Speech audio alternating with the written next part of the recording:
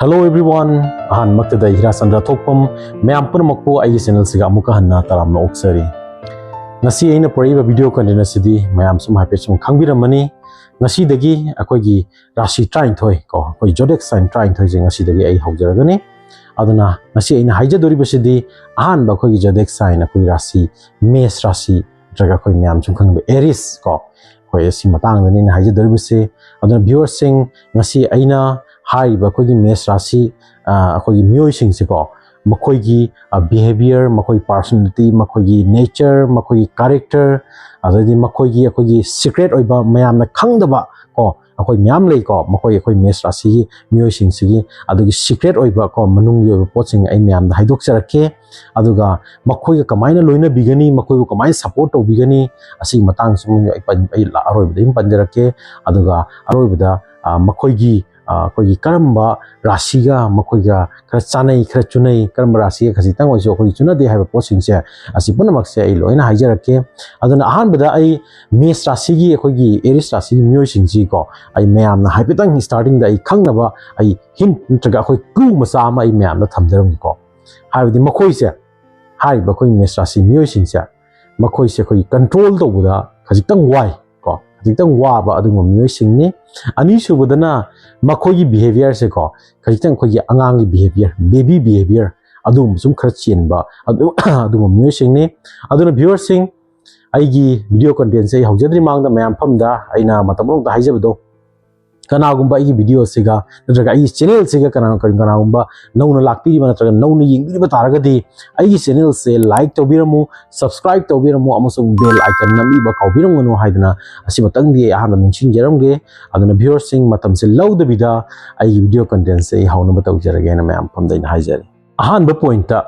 mes Rashi myoi sing sigi point akogi ahan moi point se hadi makoi se khara extreme oigali ko poram da koi sa poram da khara extreme oigali asi chamcham nai myam khangna sum haijarake ko makoi se yamna khogi care su tobu ko aduga ikhang khong da makoi se akogi ignore su togun ba ko adugum mi oigan ba haiba tare hadi mayai da koi lip na leiba adum mi oigan de ko jamchu care toba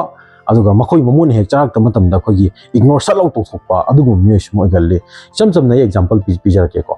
maga yamna lu na tinaba marup ko maga yam lu tinaba marup khangde natraga maga yamna lu na khoi loina ba myoi khangde ko haidi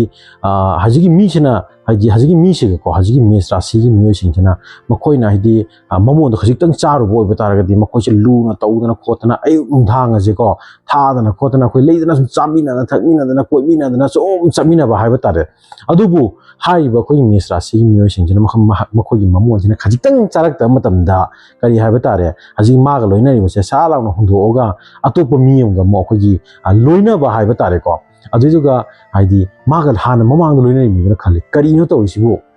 aiga ngarang nahan dan maga so luna tinaramaga ihang khong na mana ngon sa law na ignore to ga ngon neglect to ga atopa mi yong ga mana patna loina chamina thangmi se kari no mai wa khanju kari no ka haibu ko adu mo mi soi ga li habdi makoi se ko makoi yamna common thing haibu tare makoi gi life ta kon makoi wa khan khoi fluctuate oi ba hai tare ko akoi gi pat akoi gi off and on fluctuate to adugumba sum oiba miyoi sum oi asi mokoi common kaino ni haiba tare mokoi common character ni haidana ko ahan point ta ai akoi mes Rashi da poiba miyoi sing si ahan point thamjaramge number ani su point ta haigi mamangi aina pijariba akoi gi number 1 gi point to sum haipet manai ko mokoi se akoi gi second in love second in out of love haibido ko koi second am da yam nungsiba ko aduga second am da koi kick out to ga haibada leidana ko adugum hum character sum khara sum chen galli ai siga mayam dai gyan ta na ba ko example ong gai haijare makoina nupa oire ko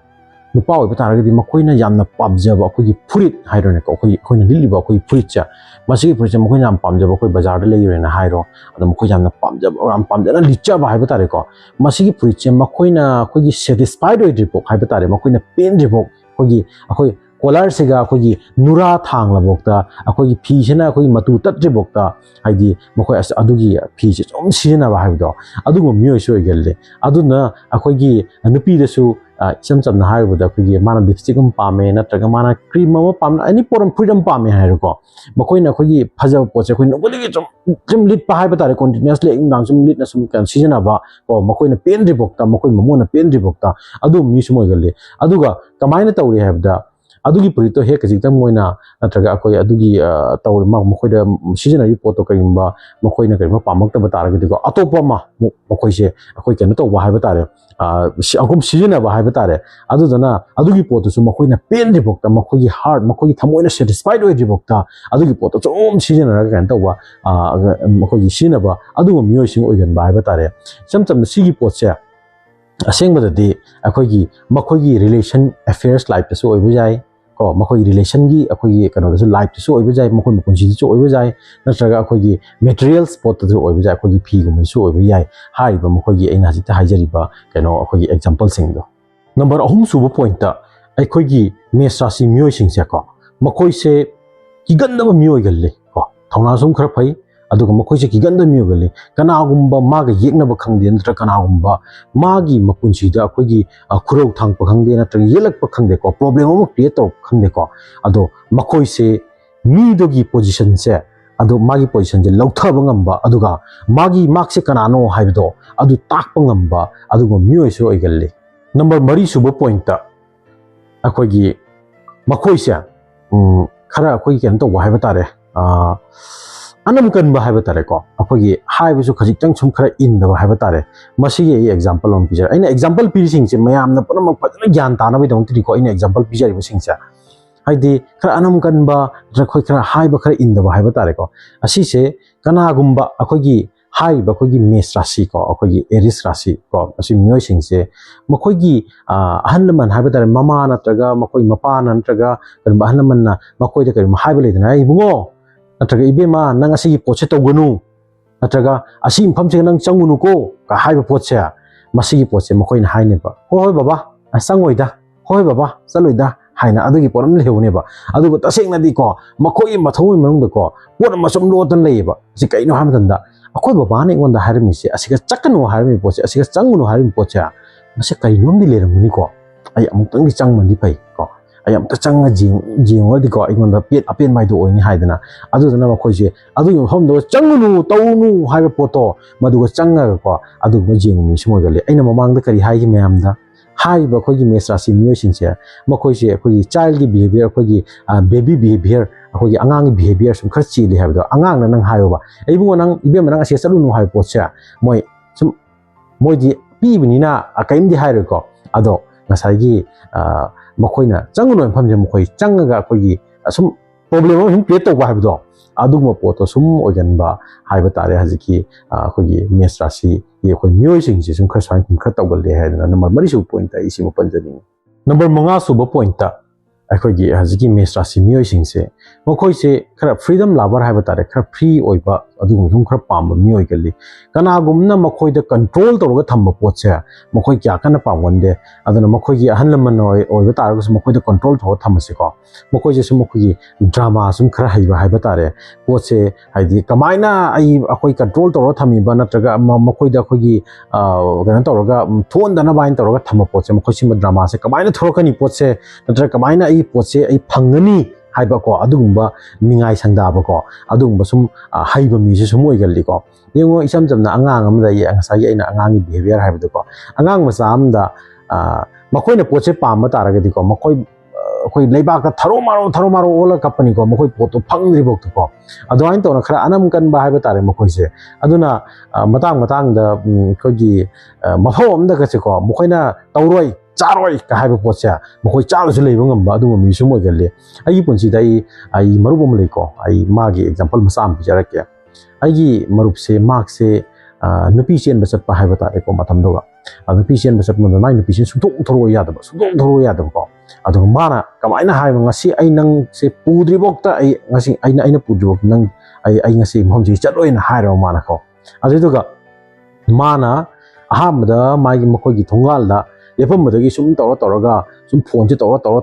akoi changaga makoi sumang manak sibu yoksalakpa haiba tare ko jamna anam gan ba haiba tare ko nang na thorok taba taragadi ai nakoi mangonda ai mung sangkani hamtuga nupi sena ko upai lekta ba haiba tare ko ada nupi se maningam de tholaga adoina mar nupi se puraga lai ba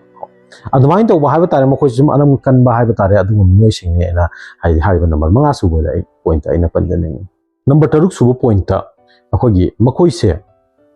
yamna khoi makhoi gi afaba hairogadi makhoi si yamna honest oi aduga makhoi kari matamda akhoi gi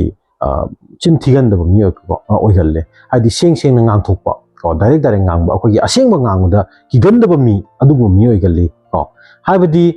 mi gi maning mamang jing ga khoi gi wa ngang ba mi do adugu mi nate mana ngang ning ba taragadi seng seng na direct direct mamang da ngang thokpa do adugu mi oi galle number 3 subada akhoi gi Mesh Rashi miyoi singse makhoi se magnetic personality yawi khoi yachabi gum makhoi gi dum personality amasum yaujei ko makhoi da yengu asigi soi example am bijarake kana gumba makhoina makhoi yumdagi khar lappa makhoi mari mata gi men khangde natraga makhoina alab lam pham na chalu matamda makhoina chalum pham singdo makhoi ne thadu lagu matamda mi singchena makhoi bu yamna khoi gi ningsingba haiba tare ko mi singchena yamna khoi miss tawba haiba tare makhoi se kai gi no hai matamda makhoi gi wangang wata haiba tare makhoi wa direct direct ngang ba le makhoi mo mo taw singse mina jamna nungsibam pokpa mina su yam yaba pokpa ko adugo mioi se mo oigalle haina asi number 3 so point ina pandani number 9 su point ta akhoi gi Mesh Rashi mioi singse makhoi si yamna confident leiko aduna sum haina bam leiba ko makhoi gi thongna lingjin phabagi haiba taragati akoi karigumba nakoina khana chainare natraga mawung pa nakoi khana chainaba phuna bagi yawba taragati ko Mesh Rashi mioi singse makoina hana chongtho ko makoi adu mayok na neba makoi se kari haiba tare khoi gi frontline warrior ka haiba ko adu mioi singna na lan ga lai haiba taragati sum mayam na phagi bagi sum haina om li ko lan ga lai haiba taragati ko aina haija gadabdi haji Mesh Rashi mioi singse makoi je mamang na khilla tham ko makoi padana mayok na gini aduni number 9 so point ina panjaning badi makoi confident yam lei haidana ko jam wang lei hena asi point chena panjaning mani hojik Mesh Rashi mioi singsi ko makoi gi jamna khoi gi manungi oiba mayamna khangdaba ko asigi akoi gi point khara ko ai mayam phamda ingasi haidok charage ba ko haidi Mesh Rashi mioi singsi manungda leiba poching chesi kanana su khangoi ko ase aina sum khar kum thijilen khangjaba haiba tare ahamda makoi gi emotion chiko makoi se khoi emotion khoi khara kanto ba haiba tare khara sensitive su oiba haiba tare ko ado makhoi gi emotion se makhoi hide tawraga thamje ko losalaga thamje ko ase losala thamba bi se kana su khangoi karigumba mayamna khoi gi kana to bo taraga su mayamna nungai tabo oiba taraga su ko adugi environment do mark ti ko matabro to mayam phamda adi magi emotion do ado utloe ko ado utkande ko matabro makta agi magi manung se ga jamna khoi ana jam khoi pain se jamna heart pain se ko khoi thamjaba haiba tare ado mayam phamda di ma se nok thoga phagi ya ta tho sum tok thokpa ado ta singadi yam nungsi khoi Mesh Rashi mioi singse makhoi gi nuai ta mamon da leiba ka khoi ana ba se kana su tak thokte adubu kana gum leita matam dadi achikpa matam da makhoi adu duga makhoi chikna hadi kapcha ba haiba tare ko haidi nuole di utpadi pam da bina ko yamna khoi gi achik mkhom da mina udam phom da makon mapi taraga mapi chendhara kappa adu mami shu oigal ani suba point ta akhoi gi makhoi se khara sum kari haiba tare mapan thong dagi yengbu matam dadi ko khori khara sakkan ba makhoi wang wata khangde ko kan ba adu makhoi gi manung sidi ko yamna khoi sensitive oiba adu mioi sing oigalle chamna aina mamang so khoi ai date 9 gi video da mayam sum yengbiyo ko aduga sum khangbi gani haidi makhoi se khoi gi jubi gu mani haiba tare jubi se mapana yam kalli dana u matamda ado manung da di jubi se yam thot pani ko adugumna makhoi se khoi gi mapan da gi kan ba man ba ko aduga manung yam thocha ba aduga mioi sing oigalle makhoi se khoi pot macha macha da khoi gi sense tawba aduga mioi sing oigalle ado kayu matamda mi kya kya na so khoi gi makhoi gi mamon da leiba makhoi sensitive se kana na so khoi gi khangba ngambe haidana masi anisu point ta ina thamjani e ahum suba point ta khoi gi mayam na khangdom lei ko makhoina akhoi Mesh Rashi khoi mioi singse nakoina lobu matamda nakoina lobu decision je ko haidi khara doubt sum leigan ba haiba tare ko haidi nakoina decision lawure as aina lawriba decision jibu chumbrane chumdabrane haiba ꯑꯗꯨꯒꯨꯝꯕ doubt ꯈꯔ ꯁꯨꯝ ꯂꯩꯒꯟꯕ ꯑꯗꯨꯒ ꯑꯩꯅ ꯂꯧꯈꯠꯂꯤꯕ ꯁ꯭ꯇꯦꯞꯁꯤꯕꯨ ꯑꯐꯕ step ꯑꯣꯏꯒꯗ꯭ꯔꯥ ꯅꯠꯇ꯭ꯔꯒ ꯐꯠꯇꯕ step ꯑꯣꯏꯒꯗ꯭ꯔꯥ ꯍꯥꯏꯕ ꯄꯣꯠꯁꯦ ꯃꯁꯤ ꯃꯇꯝ ꯄꯨꯝꯅꯃꯛꯇ ꯑꯩꯈꯣꯏꯒꯤ ꯃꯦꯁ ꯔꯥꯁꯤ ꯃꯤꯑꯣꯏꯁꯤꯡꯁꯦ ꯃꯁꯤ ꯃꯇꯝ ꯄꯨꯝꯅꯃꯛꯇ ꯑꯁꯤꯒꯤ ꯗꯤꯁꯤꯖꯟ ꯂꯧꯕ ꯃꯇꯝꯗ ꯑꯩꯈꯣꯏꯒꯤ ꯗꯥꯎꯠ ꯂꯩꯒꯟꯕꯁꯦ ꯁꯨꯝ ꯑꯩꯅ ꯀꯌꯥ ꯁꯨꯝ ꯑꯩꯅ ꯊꯦꯡꯅꯖꯩ ꯍꯥꯏꯅ ꯃꯁꯤ ꯑꯍꯨꯝꯁꯨꯕ ꯄꯣꯏꯟꯠ ꯑꯔꯣꯏꯕ ꯄꯣꯏꯟꯠꯇ ꯑꯩꯅ ꯄꯟꯖꯅꯤꯡꯉꯤ ꯍꯧꯖꯤꯛ ꯃꯦꯁ ꯔꯥꯁꯤ ꯑꯩꯈꯣꯏꯒꯤ ꯃꯤꯑꯣꯏꯁꯤꯡꯁꯤꯒ ꯀꯅꯥꯒꯨꯝꯕ ꯑꯩꯈꯣꯏ ꯃꯌꯥꯝ ꯂꯩꯔꯤꯕꯁꯤꯡꯁꯦꯀꯣ ꯀꯔꯤꯒꯨꯝꯕ ꯅꯈꯣꯏꯅ ꯃꯦꯁ ꯔꯥꯁꯤꯒ ꯃꯔꯤꯁꯦ ꯇꯠꯇꯕ ꯃꯔꯤ ꯁꯥꯡꯅ ꯃꯔꯤ ꯊꯝꯕ ꯄꯥꯝꯕ ꯇꯥꯔꯒꯗꯤꯀꯣ ꯑꯩ ꯅꯈꯣꯏꯗ ꯀꯣ ꯍꯥꯏꯗꯤ ꯃꯈꯣꯏꯒꯤ ꯃꯑꯣꯡ ꯃꯇꯧꯁꯤꯡꯁꯦ ꯑꯩ ꯁꯨꯝ ꯈꯔ ꯅꯈꯣꯏ ꯃꯌꯥꯝꯅ ꯍꯥꯏꯗꯤ ꯃꯦꯁ ꯔꯥꯁꯤꯒꯤ ꯃꯇꯥꯡꯗ ꯃꯌꯥꯝꯅ ꯈꯪꯅꯕꯒꯤꯗꯃꯛꯇ ꯑꯩ ꯄꯣꯏꯟꯠ ꯈꯔ ꯑꯩ ꯄꯟꯖꯔꯝꯒꯦꯀꯣ ꯑꯍꯥꯟꯕꯗ ꯃꯈꯣꯏꯁꯦ ꯃꯌꯥꯝꯅ ꯑꯟꯗꯔꯁꯇꯦꯟ ꯇꯧꯕꯤꯕ ꯃꯊꯧ ꯇꯥꯏꯀꯣ ꯃꯌꯥꯝꯅ ꯈꯔ ꯈꯪꯕꯤꯕ ꯃꯊꯧ ꯇꯥꯏ ꯀꯩꯒꯤꯅꯣ ꯍꯥꯏꯕ ꯃꯇꯝꯗ ꯃꯈꯣꯏꯁꯦ ꯑꯩꯈꯣꯏꯒꯤ ꯗꯤꯁꯤꯖꯟꯁꯦꯀꯣ ꯍꯧꯖꯤꯛ ꯗꯤꯁꯤꯖꯟ ꯑꯃ ꯂꯧꯒꯅꯤ ꯑꯗꯨꯒ ꯉꯥꯏꯍꯥꯛ ꯂꯩꯔꯒ ꯗꯤꯁꯤꯖꯟ ꯑꯃ ꯂꯧꯒꯟꯕ ꯃꯤ ꯑꯣꯏꯒꯜꯂꯤꯀꯣ ꯍꯥꯏꯗꯤ ꯗꯤꯁꯤꯖꯟꯁꯦ ꯌꯥꯝ ꯌꯥꯡꯅ ꯆꯦꯟꯖ ꯇꯧꯒꯟꯕ ꯃꯤ ꯑꯃ ꯑꯣꯏꯒꯜꯂꯤ ꯑꯁꯦ ꯀꯔꯤꯃꯠꯇꯦ ꯑꯁꯦ ꯃꯈꯣꯏꯒꯤ ꯃꯑꯣꯡ ꯃꯇꯧ ꯍꯥꯏꯕ ꯇꯥꯔꯦꯀꯣ ꯑꯗꯨꯅ ꯃꯌꯥꯝꯅ ꯌꯥꯝ ꯍꯛꯅ ꯑꯩꯈꯣꯏ ꯂꯧꯁꯟꯕꯤꯔꯨꯅꯨ ꯑꯃꯁꯨꯡ ꯌꯥꯝꯅ ꯑꯩꯈꯣꯏꯒꯤ ꯃꯅꯨꯡ ꯍꯨꯠꯅ ꯍꯥꯏꯗꯤ ꯃꯌꯥꯝꯅꯁꯨ ꯑꯁꯤꯒꯤ ꯄꯣꯠꯁꯦ ꯅꯦꯒꯦꯇꯤꯚꯇꯁꯨ ꯂꯧꯕꯤꯒꯅꯨ ꯍꯥꯏꯗꯅꯀꯣ ꯃꯌꯥꯝꯒꯤ ꯃꯐꯝꯗ ꯑꯩꯅ ꯁꯤꯒꯤ ꯋꯥꯍꯩꯁꯦ ꯑꯁꯤꯒꯤ ꯄꯣꯏꯟꯠꯁꯦ ꯑꯩ ꯑꯍꯥꯟꯕꯗ ꯊꯝꯖꯅꯤꯡꯉꯤ ꯑꯅꯤꯁꯨꯕ ꯄꯣꯏꯟꯠꯇ ꯍꯧꯖꯤꯛꯀꯤ ꯃꯦꯁ ꯔꯥꯁꯤ ꯑꯩꯈꯣꯏꯒꯤ ꯃꯤꯑꯣꯏꯁꯤꯡꯁꯦ ꯃꯈꯣꯏꯁꯦ ꯌꯥꯝꯅ ꯑꯩꯈꯣꯏꯒꯤ ꯃꯌꯥꯝꯅ ꯀꯤꯌꯔ ꯇꯧꯕꯤꯕ ꯑꯗꯨꯒꯨꯝꯕ ꯌꯥꯝ ꯄꯥꯝꯕ ꯃꯤ ꯑꯣꯏꯒꯜꯂꯤ ꯃꯌꯥꯝꯅ ꯃꯈꯣꯏꯕꯨ ꯍꯥꯏꯗꯤ ꯁꯄꯣꯔꯠ ꯇꯧꯕꯤꯕ ꯀꯣ ꯑꯗꯨꯒꯨꯝꯕ ꯌꯥꯝ ꯄꯥꯝꯕ ꯃꯤ ꯑꯣꯏꯒꯟꯕꯅꯤꯀꯣ ꯍꯧꯖꯤꯛꯀꯤ ꯃꯦꯁ ꯔꯥꯁꯤ ꯃꯤꯑꯣꯏꯁꯤꯡꯁꯦ ꯑꯗꯨꯅ ꯀꯔꯤ ꯍꯥꯏꯕ ꯇꯥꯔꯦ ꯃꯥꯅ ꯅꯨꯡꯉꯥꯏꯕ ꯃꯇꯝꯗꯁꯨ ꯃꯌꯥꯝꯅ ꯁꯄꯣꯔꯠ ꯇꯧꯕꯤꯌꯨ ꯃꯥꯅ ꯑꯋꯥꯕ ꯃꯇꯝꯗꯁꯨ ꯍꯥꯏꯗꯤ ꯃꯌꯥꯝꯅ ꯅꯪ ꯀꯔꯤ ꯋꯥꯔꯤꯅꯣ ꯑꯩꯈꯣꯏ ꯃꯌꯥꯝ ꯂꯩꯔꯤꯁꯤꯗꯅ ꯍꯥꯏꯕ ꯄꯣꯠꯇꯣ ꯃꯁꯤꯒꯤ ꯄꯣꯠꯁꯦ ꯍꯥꯏꯗꯤ ꯀꯔꯤꯒꯨꯝꯕ ꯅꯈꯣꯏꯅ ꯃꯦꯁ ꯔꯥꯁꯤ ꯃꯤꯑꯣꯏꯁꯤꯡꯁꯤꯒ ꯍꯥꯏꯗꯤ ꯃꯔꯤ ꯑꯐꯕ ꯊꯝꯅꯤꯡꯕ ꯇꯥꯔꯒꯗꯤ ꯍꯥꯏꯔꯤꯕ ꯑꯩꯅ ꯄꯣꯏꯟꯠ ꯈꯔꯁꯦ ꯃꯁꯤ ꯇꯧꯕꯤꯌꯨ ꯃꯁꯤ ꯑꯩꯈꯣꯏꯒꯤ ꯁꯤꯖꯤꯟꯅꯕꯤꯌꯨ ꯍꯥꯏꯗꯅ ꯑꯩ ꯃꯌꯥꯝ ꯃꯐꯝꯗ ꯑꯩꯅ ꯍꯥꯏꯖꯅꯤꯡꯉꯤ ꯑꯗꯨꯒ ꯑꯍꯨꯝꯁꯨꯕ ꯑꯃꯁꯨꯡ ꯑꯔꯣꯏꯕ ꯄꯣꯏꯟꯠꯇꯀꯣ ꯍꯥꯏꯗꯤ ꯑꯩꯈꯣꯏꯒꯤ ꯃꯦꯁ ꯔꯥꯁꯤ ꯑꯩꯈꯣꯏꯒꯤ ꯃꯤꯑꯣꯏꯁꯤꯡꯁꯦ ꯃꯈꯣꯏꯁꯦ ꯑꯩꯈꯣꯏꯒꯤ ꯕꯦꯕꯤ ꯕꯤꯍꯦꯕꯤꯌꯔ ꯁꯨꯝ ꯈꯔ ꯆꯦꯟꯕꯅꯤꯅ ꯃꯈꯣꯏꯁꯦ ꯃꯊꯃꯣꯏꯅꯨꯡꯗ ꯋꯥ ꯂꯣꯠꯄ ꯃꯤ ꯑꯣꯏꯒꯟꯗꯦꯀꯣ ꯍꯦꯛꯇ ꯊꯣꯡ ꯍꯦꯛꯇ ꯍꯥꯏꯗꯣꯛꯄ ꯗꯥꯏꯔꯦꯛ ꯍꯥꯏꯗꯣꯛꯄ ꯑꯗꯨꯒꯨꯝꯕ ꯃꯤꯁꯨ ꯑꯣꯏꯒꯜꯂꯤ ꯑꯗꯨꯅ ꯃꯌꯥꯝꯅ ꯃꯈꯣꯏꯒ ꯂꯣꯏꯅꯕꯤꯕ ꯃꯇꯝꯗꯀꯣ ꯈꯖꯤꯛꯇꯪ ꯍꯥꯏꯗꯤ ꯑꯟꯗꯔꯁꯇꯦꯟ ꯇꯧꯔꯒ ꯃꯌꯥꯝ ꯂꯣꯏꯅꯕꯤꯌꯨ ꯍꯥꯏꯅ ꯑꯁꯤꯃꯁꯨ ꯑꯩꯅ ꯍꯥꯏꯖꯅꯤꯡꯉꯤ ꯑꯃꯁꯨꯡ ꯃꯈꯣꯏꯁꯦꯀꯣ ꯃꯤꯅ ꯎꯕ ꯃꯇꯝꯗꯗꯤ ꯑꯩꯅ ꯃꯥꯡꯗ ꯍꯥꯏꯕꯗꯀꯣ ꯃꯈꯣꯏꯁꯦ ꯃꯄꯥꯟꯂꯣꯝꯗ ꯌꯥꯝ ꯀꯟꯕꯅꯤ ꯃꯅꯨꯡꯗꯗꯤ ꯌꯥꯝ ꯊꯣꯠꯄꯅꯤ ꯍꯥꯏꯕ ꯄꯣꯠꯇꯣ ꯑꯗꯨꯅ ꯃꯈꯣꯏꯁꯦ ꯃꯈꯣꯏꯒꯤ ꯑꯦꯇꯤꯆꯨꯠ ꯍꯥꯏꯕ ꯇꯥꯔꯦꯀꯣ ꯑꯗꯣ ꯁꯨꯝ ꯑꯦꯇꯤꯆꯨꯠꯁꯦ ꯃꯈꯣꯏꯒꯤ ꯁꯨꯝ ꯁꯣ ꯑꯣꯐꯅꯤ ꯍꯥꯏꯕ ꯇꯥꯔꯦꯀꯣ ꯇꯁꯦꯡꯅꯗꯤ ꯃꯈꯣꯏ ꯃꯉꯣꯟꯗꯀꯣ ꯑꯗꯣ ꯑꯗꯨꯝꯕ ꯀꯔꯤꯒꯨꯝꯕ ꯑꯩꯈꯣꯏꯒꯤ ꯑꯗꯨꯝꯕ ꯂꯩꯕ ꯃꯤ ꯑꯣꯏꯗꯦꯀꯣ ꯖꯁ ꯑꯦ ꯁꯣ ꯑꯣꯐꯀꯤꯗꯃꯛꯇꯅꯤ ꯃꯈꯣꯏꯅ ꯇꯧꯖꯔꯤꯕꯗꯣ ꯑꯗꯨꯅ ꯃꯌꯥꯝꯅ ꯍꯥꯏꯔꯤꯕ ꯄꯣꯏꯟꯠ ꯃꯌꯥꯝꯁꯦ ꯃꯁꯤ ꯀꯔꯤꯒꯨꯝꯕ ꯅꯈꯣꯏꯅ ꯍꯥꯏꯔꯤꯕ ꯃꯦꯁ ꯔꯥꯁꯤꯒ ꯀꯨꯏꯅ ꯁꯥꯡꯅ ꯂꯣꯏꯅꯅ ꯆꯠꯃꯤꯟꯅꯒꯗꯕ ꯑꯣꯏꯇꯥꯔꯒꯗꯤ ꯍꯥꯏꯔꯤꯕ ꯄꯣꯏꯟꯠ ꯑꯅꯤꯁꯦ ꯃꯇꯝ ꯄꯨꯝꯅꯃꯛꯇ ꯃꯌꯥꯝꯅ ꯈꯪꯕꯤꯔꯒ ꯆꯠꯄꯤꯌꯨ ꯍꯥꯏꯗꯅ ꯑꯩ ꯃꯌꯥꯝ ꯃꯐꯝꯗ ꯑꯩꯅ ꯔꯤꯀ꯭ꯋꯦꯁ ꯇꯧꯖꯔꯤ ꯍꯧꯖꯤꯛ ꯑꯩꯈꯣꯏꯒꯤ ꯑꯦꯔꯤꯁ ꯍꯥꯏꯕ ꯇꯥꯔꯦꯅ ꯑꯩꯈꯣꯏ ꯃꯦꯁ ꯔꯥꯁꯤ ꯃꯤꯑꯣꯏꯁꯤꯡꯅ ꯑꯩꯈꯣꯏꯒꯤ ꯈꯪꯗꯕ ꯌꯥꯗꯕ ꯄꯣꯏꯟꯠ ꯈꯔ ꯑꯩ ꯁꯨꯝ ꯍꯥꯏꯖꯔꯝꯒꯦ ꯑꯍꯥꯟꯕꯗ ꯍꯥꯏꯕ ꯅꯈꯣꯏꯒꯤ ꯁꯤꯝꯕꯣꯜꯁꯦ ꯑꯩꯈꯣꯏꯒꯤ ꯐꯥꯌꯔꯅꯤꯀꯣ ꯍꯥꯏꯗꯤ ꯃꯩꯅꯤ ꯅꯈꯣꯏꯒꯤ ꯁꯤꯝꯕꯣꯜꯁꯦ ꯑꯗꯨꯒ ꯅꯈꯣꯏꯒꯤ ꯄ꯭ꯂꯥꯅꯦꯠꯅ ꯑꯩꯈꯣꯏꯒꯤ ꯃꯥꯔꯁ ꯑꯩꯈꯣꯏꯒꯤ ꯒ꯭ꯔꯍꯁꯦ ꯃꯪꯒꯜ ꯒ꯭ꯔꯍꯅ ꯅꯈꯣꯏꯁꯦ ꯔꯨꯜ ꯇꯧꯋꯦ ꯑꯗꯨꯒ ꯅꯈꯣꯏꯒꯤ ꯂꯛꯀꯤ ꯀꯂꯔꯅ ꯔꯦꯗꯅꯤ ꯑꯃꯁꯨꯡ ꯅꯈꯣꯏꯒꯤ ꯈ꯭ꯋꯥꯏꯗꯒꯤ ꯐꯕ ꯅꯨꯃꯤꯠꯁꯤꯅ ꯑꯩꯈꯣꯏꯒꯤ ꯂꯩꯕꯥꯛꯄꯣꯛꯄ ꯅꯨꯃꯤꯠ ꯇ꯭ꯌꯨꯁꯗꯦꯁꯦ ꯅꯈꯣꯏ ꯈ꯭ꯋꯥꯏ ꯐꯕ ꯅꯨꯃꯤꯠꯅꯦꯅ ꯁꯤꯃ ꯑꯍꯥꯟꯕꯗ ꯄꯟꯖꯅꯤꯡꯉꯤ ꯑꯅꯤꯁꯨꯕꯗꯅ ꯑꯩꯈꯣꯏꯒꯤ ꯅꯈꯣꯏ ꯈꯔ ꯆꯥꯟꯅꯕ ꯔꯥꯁꯤꯁꯤꯡ ꯑꯩ ꯁꯨꯝ ꯄꯟꯖꯔꯝꯒꯦ ꯑꯍꯥꯟꯕꯗ ꯑꯩꯈꯣꯏꯒꯤ ꯁꯒꯤꯇꯔꯤꯌꯁ ꯀꯣ ꯑꯩꯈꯣꯏꯒꯤ ꯙꯅꯨ ꯔꯥꯁꯤ ꯑꯗꯩꯗꯤ ꯑꯅꯤꯁꯨꯕꯗꯅ ꯑꯩꯈꯣꯏꯒꯤ ꯂꯤꯑꯣ ꯁꯤꯡꯍꯣ ꯔꯥꯁꯤ ꯑꯗꯩ ꯑꯍꯨꯝꯁꯨꯕꯗꯅ ꯑꯩꯈꯣꯏꯒꯤ ꯑꯦꯀ꯭ꯋꯥꯔꯤꯌꯁ ꯀꯣ ꯑꯩꯈꯣꯏꯒꯤ ꯑꯦꯀ꯭ꯋꯥꯔꯤꯌꯁ ꯍꯥꯏꯕ ꯇꯥꯔꯦ ꯍꯥꯏꯗꯤ ꯀꯨꯝꯚ ꯔꯥꯁꯤ ꯀꯣ ꯑꯁꯤ ꯑꯍꯨꯝꯁꯦ ꯅꯈꯣꯏ ꯈꯔ ꯆꯥꯟꯅꯩ ꯑꯗꯨꯒꯤꯗꯤ ꯅꯈꯣꯏꯒ ꯈꯔ ꯑꯩꯈꯣꯏꯒꯤ ꯆꯥꯅ ꯐꯥꯠꯄꯁꯤꯅ ꯑꯩꯈꯣꯏꯒꯤ ꯀꯔꯛ ꯔꯥꯁꯤ ꯑꯩꯈꯣꯏ ꯀꯦꯟꯁꯔ ꯀꯣ ꯑꯁꯤꯃ ꯈꯔ ꯆꯥꯅ ꯐꯥꯠꯄ ꯋꯥꯠꯂꯦ ꯑꯗꯨꯒꯤꯗꯤ ꯀꯟꯌꯥ ꯔꯥꯁꯤ ꯚꯔꯒꯣ ꯈꯔ ꯆꯥꯅ ꯋꯥꯠꯂꯤ ꯑꯗꯨꯒ ꯖꯦꯃꯤꯅꯥꯏ ꯑꯩꯈꯣꯏ ꯃꯤꯊꯨꯟ ꯔꯥꯁꯤ ꯑꯗꯩꯗꯤ ꯑꯔꯣꯏꯕꯗ ꯑꯩꯈꯣꯏꯒꯤ ꯄꯤꯁꯦꯁ ꯍꯥꯏꯕ ꯇꯥꯔꯦ ꯃꯤꯟ ꯔꯥꯁꯤ ꯀꯣ ꯑꯁꯤ ꯃꯔꯤꯁꯦ ꯈꯔ ꯆꯥꯟꯅꯕ ꯋꯥꯠꯂꯤ ꯍꯥꯏꯅ ꯑꯁꯤꯒꯤ ꯅꯈꯣꯏꯒꯤ ꯔꯥꯁꯤ ꯑꯩꯈꯣꯏꯒꯤ ꯈꯔ ꯆꯥꯟꯅꯗꯕꯗ ꯑꯁꯤꯒꯤ ꯀꯩꯅꯣꯁꯤꯃ ꯑꯩ ꯊꯝꯖꯔꯝꯒꯦ ꯑꯔꯣꯏꯕꯗ ꯅꯈꯣꯏꯒꯤ ꯂꯛꯀꯤ ꯅꯝꯕꯔꯗꯤ 9ꯒ 7ꯒꯁꯦ ꯅꯈꯣꯏ ꯂꯛꯀꯤ ꯅꯝꯕꯔꯅꯤ ꯑꯗꯨꯒ ꯅꯈꯣꯏꯒꯤ ꯂꯛꯀꯤ ꯃꯦꯇꯦꯜꯅ ꯑꯥꯏꯔꯣꯟ ꯀꯣ ꯑꯩꯈꯣꯏꯒꯤ ꯖꯣꯠꯁꯦ ꯅꯈꯣꯏꯒꯤ ꯂꯛꯀꯤ ꯃꯦꯇꯦꯜꯅꯤ ꯍꯥꯏꯅ ꯑꯁꯤ ꯑꯔꯣꯏꯕꯗ ꯑꯩꯅ ꯄꯟꯖꯅꯤꯡꯉꯤ ꯑꯗꯨꯅ ꯚ꯭ꯌꯨꯋꯔꯁꯤꯡ ꯉꯁꯤ ꯑꯩꯅ ꯍꯥꯏꯖꯔꯤꯕ ꯈꯔꯁꯦ ꯑꯩꯈꯣꯏꯒꯤ ꯃꯦꯁ ꯔꯥꯁꯤꯒꯤ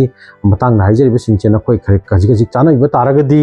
nakhoi comment section da thambiramu aduga yari makhai di karimba khajite hena chanai ba targa di nakhoi nakhoi gi marung pang sing mari mata sing da share to biwa ko bi no haina masi posting so ai thamjaramge ado mathangi episode ta ai anauba haidi anauba nate akhoi gi atopa rashi ama ai puraga lakchage dana matang asidadi ngasi damak ti ai losan jarage na mayam pam puramak ta ina haijari thank you